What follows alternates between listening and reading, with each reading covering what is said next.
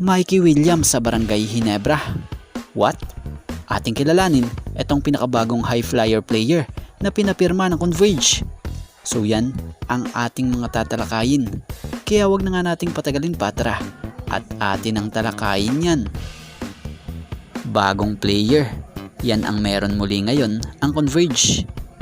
MJ Garcia, tuluyan ang pinapirma ng Converge Fiberxers para maglaro sa PBA.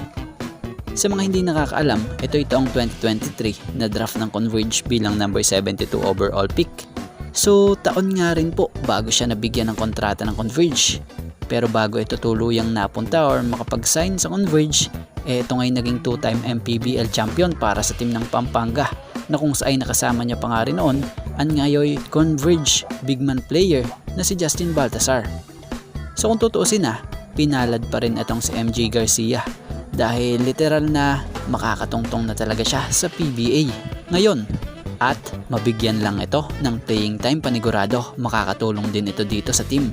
Dahil sa MPBL nga po nito lang season na huling stint niya, nag-average kasi siya sa game or sa team ng Pampanga ng 7.7 points per game, 4.2 rebounds per game, 3.9 assists per game, and 1.1 steals per game.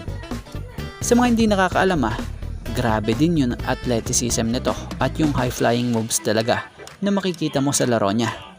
Kaya naman asahan na gagamitin rin ito ng Converge dahil hindi nila kukunin ito kung wala lang. Ibig sabihin, nakitahan nila ito ng talaga namang potensyal na kayang mag-contribute sa team.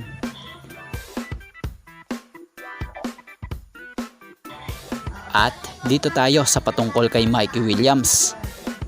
So hindi nga sinasara ni Mikey Williams ang kanyang possible PBA comeback.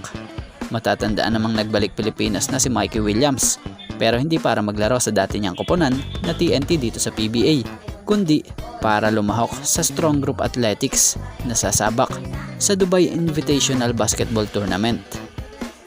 So sa pamamalagi ni Mikey Williams sa Pilipinas, kapansin-pansin ang pagdalas ni Mikey sa panonood ng PBA at nitong ang huli nasilayan ito sa panonood ng TNT kontra Ginebra.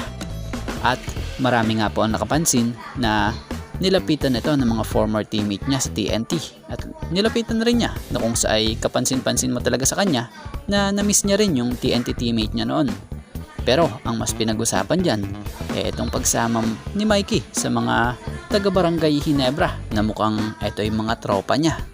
At marami nga po ang komento rito nang makita ang litratong ito. May mga nag-comment pa nga dyan na what if nga raw sa Ginebra pala maglaro si Mikey.